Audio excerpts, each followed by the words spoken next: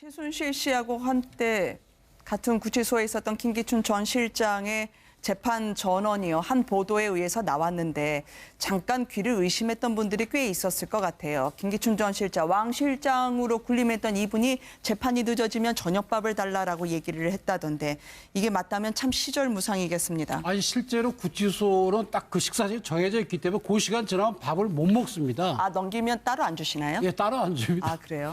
그래서 이제 저희들도 이제 재판이 늦어지게 되면 항상 재판장이 교도관들한테 네. 뭐 저녁 식사를 어떻게 할 수가 있느냐, 지금 들어가면 먹을 수 있는 게 있느냐, 아니면 여기 이 법원 검찰청에는 거기서 먹을 수 있냐 항상 그 확인을 합니다. 근데 네. 안 먹이고 들여보내면 굶어야 됩니다. 아, 그래요? 예, 그건 현실입니다. 저는 김기춘 전 실장 개인의 문제가 아니라 네. 다른 분들도 저런 케이스는 있어서는 안 됩니다. 대한민국이 아무리 죄가 그렇다 하더라도 대한민국 법원이 검찰이 구치소가 네. 한 사람의 인격을 갖다 보장해야 되는데 그렇다면 김기춘 전 실장뿐만 아니라 앞으로는 저런 식으로 구치소 들어가서 밥 굶는 분이 없도록 시스템을 바꿔야 된다고 저는 생각합니다. 뭐 식사를 굶게서는 안 되겠죠. 그런데 어쨌든 김기춘 실장의 그동안 모습들을 본다면 네. 그동안 대통령이라는 권력에 그러니까 아버지 박정희 전 대통령 당시에 유신헌법을 기초하고 그 이후에 많은 여러 가지 뭐 공안 사건을 담당해왔던 그런 경력들 그리고 항상 이 그런 권력에 네. 항상 힘이 되는 역할들을 해왔습니다. 네. 그러면서도 국민들의 민주주의적인 인권이라든가 이런 부분에 대해서는 사실상 무심했던 것. 그리고 결국 박 전 대통령의 그런 국정에 대해서 완전히 팽개치고 국정농단하는 상황에 대해서 사실상 이를 방조하면서 국정 전체를 사실상 농단했던 핵심 역할을 김기춘 실장이 했습니다. 저는 뭐 굶는 문제도 당연히 뭐 이제 잘 지켜져야 되겠지만 식사를 줘야 되겠죠. 그러나 본인이 했던 그런 역할들이 얼마나 대한민국을 위기에 빠뜨렸는가 반성이 있어야 된다고 봅니다. 전면 부인하고 있는 저 모습이 사실상 더 좀 안타깝고 가련한 모습이라고 생각이 됩니다. 혹시나 부인이나 측근을 통해서 김기춘 전 실장의 전원 골든타임이 40분 옥사할 수도 있다. 그리고 안 돌아가신 것만 해도 기적이라는 말들이 나왔는데요. 변호사님 어떤가요? 지금 오늘 취재 결과 법조계 관계자가 이제 김기춘 전 실장이 주로 TV 시청을 하신다고 실시간으로 나오는 게 있는 모양이죠. 뉴스를 집중적으로 본다고 하던데요. 실시간으로 지금 안 되는 걸로 알고 있고 이제 네. 구치소에 편집을 해서 보냅니다. 그래서 네. 바로바로 그걸 안 되는데 뉴스도 이제 골라서 보내죠. 그야말로 네. 교화에 좋도록. 아. 근데 김기춘 실장이 나이가 지금 우리나라 79이고요. 그렇죠. 심장에 7개 스텐트를 해놨기 때문에 이거 막히면 죽는 건 맞습니다. 네. 그래서 나이도 많고 그것도 있기 때문에 상당히 위험한 건 맞고요. 그래서 그 아래에서 아마 이렇게 우리 1인실 보면은 네. 독방에 보면 책상도 있고 뭐 그런 걸로 나오는데 지금 김기춘 실장이 있는 데는 책상이 없다 그런 것 같아요. 그래서 네. 뭐 글을 쓰려고 그러면 엎드려서 써야 되고 아. 뭐 그렇기 때문에 아마 할 수 있는 건 TV 시청 정도밖에 없는 걸로 보입니다. 네. 집필이 사실상 어렵기 때문에요. 그리고 네. 가장 중요한 게 아무리 아직 제형 법정주의에서 아직 제가 유죄가 판명난 게 아닌데 밥은 줘야죠. 늦게 끝나더라도. 아니 그걸 좀 챙겨놨다가 교도소에서 밥도 굶으면 그 사람 약 먹고 혈압약 먹고 그래야 되는데 위장이 상해가지고 오래 버티겠어요? 그 네. 부분은 좀 이해가 안 되는 부분이네요. 대부분의 경우 재판장하고 또 이제 재판에 들어온 검사가 같이 의논해서 절대 밥은 안 굶기도록 하는데 이번엔 어떻게 해서 굶은 모양입니다. 그거 굶기면 안 되죠, 당연히. 이분들이 사는 법 국민들이 착잡하고 안타깝게 바라보는 소식들일 것 같습니다. 조윤선 전 장관, 이 블랙리스트와 관련해서 김기춘 전 실장과 함께 영어의 몸이 됐는데요. 이제 문체부 공무원들이 하나둘 이야기를 하고 있습니다. 당시에 블랙리스트 보고를 받았는데 그때 아이고 이 정도였느냐는 의외라는 반응을 이게 아이고 이 정도였느냐가 무슨 뜻으로 이 정도라고 얘기한 걸까요? 그러니까 이 조윤선 전 수석이고 전 장관이죠. 이분이 청와대 정무수석으로 갔을 때 전임 수석으로부터 이제 이 이야기를 들었다는 거 아닙니까? 그런데 처음에는 웃으면서 줬다가 나중에는 얼굴이 점점 심각해졌다. 그리고 조윤선 전 장관 같은 경우는 국회의원 할 때도 문방에서 일했습니다. 그렇기 네. 때문에 문화를 사랑했던 분인데 이 정도로 심했나? 아마 본인의 가치관과 많이 다를 겁니다. 그럼에도 불구하고 그렇게 블랙리스트 참여에 문제에 참여했다는 것은 정말 본인으로서는 부인하고 싶었겠죠. 그리고 밑에 직원들과 김정은 전 문체부 과장 같은 증언을 보면 당연히 조윤선 전 장관은 알고 있었다는 겁니다. 네. 그런데 청문회에서 그렇게 나는 모른다, 보고받은 적 없다고 하는 걸 보고 다들 놀랐다는 겁니다. 저도 사실 놀랐습니다. 그런데 결국 진실은 밝혀지는 것인데 어쨌든 물론 본인 생각으로는 공인으로서 거짓말 일부러 했는지는 모르겠으나 조윤선 전 장관을 알던 많은 분들은 문화를 사랑하는 조윤선을 아는 분들은 상당히 마음속으로 착잡할 겁니다. 근데 그 조윤선 전 네. 장관의 경우에는 변호사이기도 하잖아요. 그래서 블랙리스트가 어떤 부분에서 문제가 될 수 있는지를 충분히 알 수 있는 사람이거든요. 그 정도의 네. 법률적 전문 지식을 갖추고 있었던 사람인데 블랙리스트에 대해서 본인 스스로는 뭐 관여한 바가 없다고 하지만 존재를 충분히 알고 있었다는 얘기가 이게 바로 이 말을 통해 가지고 확인할 수 있는 거죠. 그러니까 그 이전에 블랙리스트에 대해서 얘기를 들었었고 또 뭐 이른바 좌파 척결 또 좌파 문화예술단체나 아니면 문화예술인에 대해서 지원하지 못하도록 하는 어떤 조치를 취하고 있다는 얘기는 아마 그 전부터 다 들어서 알고 있었을 거고 네. 본인이 또 청와대에 있을 때 일부 관여한 바가 있었다고 하지 않습니까? 그런데 실제로 마지막에 그 장관이 임명이 되고 난 다음에 갖고 와봐 이렇게 된 거겠죠. 상황을 추정해 보면 갖고 와서 이런 겁니다 이렇게 보여주니까 이 정도밖에 안 되는 거였어? 라고 얘기를 했다는 거죠. 그러니까 본인이 그동안에 청와대에 있을 때나 얘기를 들었을 때는 훨씬 더 많은 것들에 대해서 좀 과장된 얘기를 들었는지 모르겠지만 알고 있었는데 실제로 한 10,000명 정도 들어있는 거 보니까 그때 본인이 느꼈던 것보다는 적었다. 이런 이제 생각을 하고 있었다는 걸 볼 때 네. 이미 그 이전부터 블랙리스트 존재를 알고 있었고 그리고 장관이 되고 난 다음에도 블랙리스트의 존재에 대해서 알고 있었다. 묵인한 상황이었다. 이렇게 봐야 될 것 같습니다. 그러니까 사실 뭐 구체적인 사실관계는 모르겠지만 조윤선 장관의 경우에는 그런 것을 알고도 그걸 왜 없애지 않았느냐. 뭐 그 정도 지금 뭐 그 책임을 묻고 있는 것 같은데 사실 블랙리스트 문제는 법리상은 다툴 여지가 상당히 있는 부분입니다. 그래서 이제 그 김기춘 실장 같은 경우에도 이제 그 다투고 있는데 예를 들어서 아니 그 지원금을 많이 주고 적게 주고에 따라 갖고 그게 죄가 되고 안 되고 하는 건 안 맞지 않느냐 그런 주장도 하고 있거든요. 그 앞으로 이제 법원의 재판 결과를 봐야 될 걸로 봅니다. 네.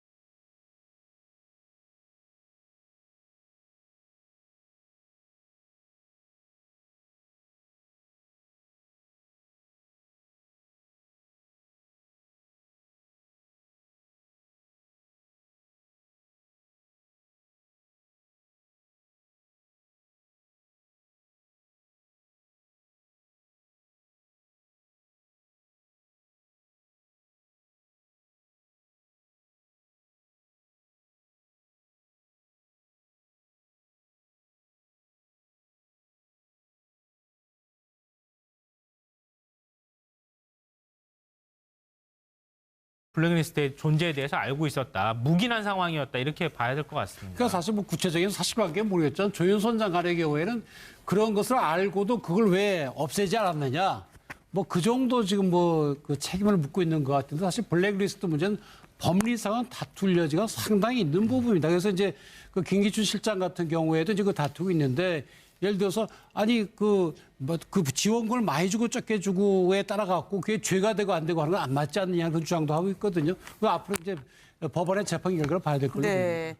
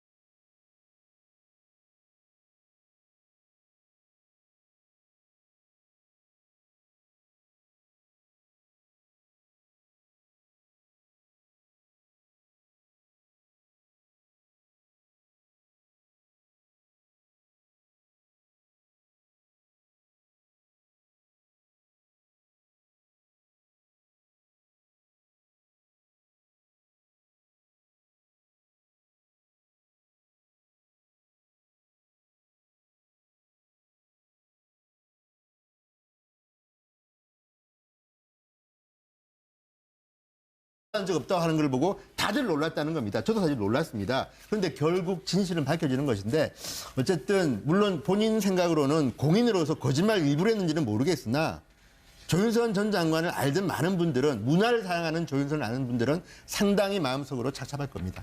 근데 그 조윤선 전 네. 장관의 경우에는 변호사이기도 하잖아요. 그래서 블랙리스트가 어떤 부분에서 문제가 될 수 있는지를 충분히 알 수 있는 사람이거든요. 그 정도의 네. 법률적 전문 지식을 갖추고 있었던 사람인데 블랙리스트에 대해서 본인 스스로는 뭐 관여한 바가 없다고 하지만 존재를 충분히 알고 있었다는 얘기가 이게 바로 이 말을 통해 가지고 확인할 수 있는 거죠.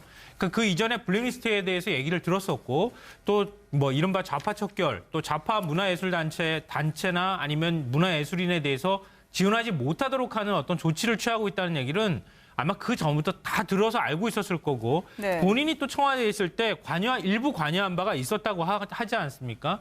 그런데 실제로 마지막에 그 장관이 임명이 되고 난 다음에 갖고 와봐 이렇게 된 거겠죠. 상황을 추정해 보면 갖고 와서 아 이런 겁니다 이렇게 보여주니까 이 정도밖에 안 되는 거였어? 라고 얘기를 했다는 거죠. 그러니까 본인이 그동안에 청와대에 있을 때나 얘기를 들었을 때는 훨씬 더 많은 것들에 대해서 좀 과장된 얘기를 들었는지 모르겠지만 알고 있었는데 실제로 한 10,000명 정도 들어있는 거 보니까 그때 본인이 느꼈던 것보다는 적었다. 이런 이제 생각을 하고 있었다는 걸 볼 때 네. 이미 그 이전부터 블랙리스트 존재를 알고 있었고 그리고 장관이 되고 난 다음에도 했던 거. 그리고 결국 박 전 대통령의 그런 국정에 대해서 완전히 팽개치고 국정농단하는 상황에 대해서 사실상 이를 방조하면서 국정 전체를 사실상 농단했던 핵심 역할을 김기춘 실장이 했습니다. 저는 뭐 굶는 문제도 당연히 뭐 이제 잘 지켜져야 되겠지만 식사를 줘야 되겠죠. 그러나 본인이 했던 그런 역할들이 얼마나 대한민국을 위기에 빠뜨렸는가 반성이 있어야 된다고 봅니다. 전면 부인하고 있는 저 모습이 사실상 더 좀 안타깝고 가련한 모습이라고 생각이 됩니다.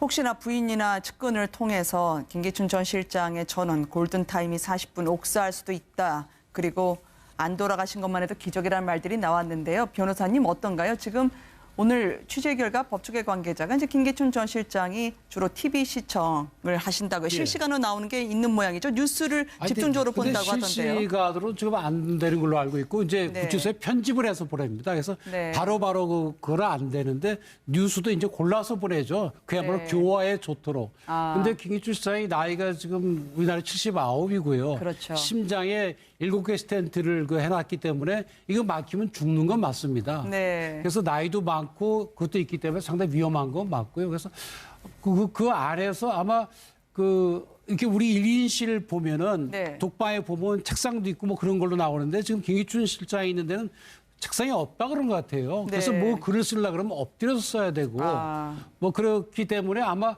할 수 있는 건 TV 시청 정도밖에 없는 걸로 보입니다. 네. 집필이 사실상 어렵기 때문에요. 그리고 무엇보다- 네. 가장 중요한 게 아무리 아직 제형 법정주의에서 아직 제가 유죄가 판명난 게 아닌데 밥은 줘야죠. 늦게 끝나더라도. 아니 그걸 좀 챙겨놨다가 교도소에서 밥도 굶으면 그 사람 약 먹고 혈압약 먹고 그래야 되는데 위장이 상해가지고 오래 버티겠어요? 그 네. 부분은 좀 이해가 안 되는 부분이네요. 대부분의 경우 재판장하고 또 이제 그 재판에 들어온 검사가 같이 의논해서 절대 밥은 안 굶기도록 하는데 이번엔 어떻게 해서 굶은 모양입니다. 그거 굶기면 안 되죠, 당연히. 이분들이 사는 법 국민들이 착잡하고 안타깝게 바라보는 소식들일 것 같습니다. 조윤선 전 장관, 이 블랙리스트와 관련해서 김기춘 전 실장과 함께 영어의 몸이 됐는데요.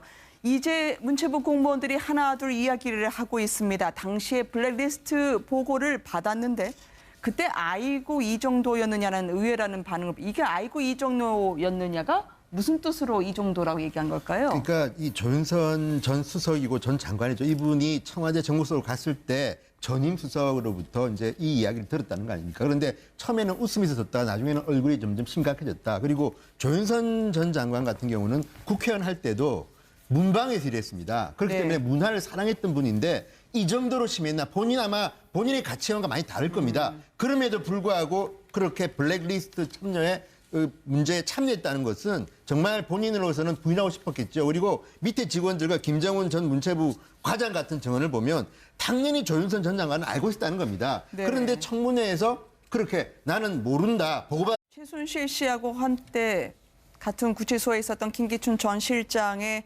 재판 전원이요. 한 보도에 의해서 나왔는데 잠깐 귀를 의심했던 분들이 꽤 있었을 것 같아요. 김기춘 전 실장, 왕 실장으로 군림했던 이분이 재판이 늦어지면 저녁밥을 달라라고 얘기를 했다던데 이게 맞다면 참 시절무상이겠습니다. 아니 실제로 구치소는 딱 그 식사실이 정해져 있기 때문에 그 시간 지나면 밥을 못 먹습니다. 아, 넘기면 따로 안 주시나요? 예, 따로 안 줍니다. 아, 그래요? 그래서 이제 저희들도 이제 재판이 늦어지게 되면 항상 재판장이 교도관들한테 네. 뭐 저녁 식사를 어떻게 할 수가 있느냐, 지금 들어가면 먹을 수 있느냐, 아니면 여기 이 법원 검찰청에는 거기서 먹을 수 있냐 항상 그 확인을 합니다. 근데 네. 안 먹이고 들여보내면 굶어야 됩니다. 아, 그래요? 예, 그건 현실입니다. 어쨌든 저는 김기춘 전 실장 개인의 문제가 아니라 네. 다른 분들도 저런 케이스는 있어서는 안 됩니다. 대한민국이 아무리 죄가 그렇다 하더라도 대한민국 법원이 검찰이 구치소가 네. 한 사람의 인격을 갖다 보장해야 되는데 그렇다면 김기춘 전 실장뿐만 아니라 앞으로는 저런 식으로 구치소 들어가서 밥 굶는 분이 없도록 시스템을 바꿔야 된다고 저는 생각합니다. 뭐 식사를 굶게서는 안 되겠죠. 그런데 어쨌든 김기춘 실장의 그동안 모습들을 본다면 네. 그동안 대통령이라는 권력에 그러니까 아버지 박정희 전 대통령 당시에 유신헌법을 기초하고 그 이후에 많은 여러 가지 뭐 공안 사건을 담당해왔던 그런 경력들 그리고 항상 이 그런 권력에 네. 항상 힘이 되는 역할들을 해왔습니다. 네. 그러면서도 국민들의 민주주의적인 인권이라든가 이런 부분에 대해서는 사실상 무시.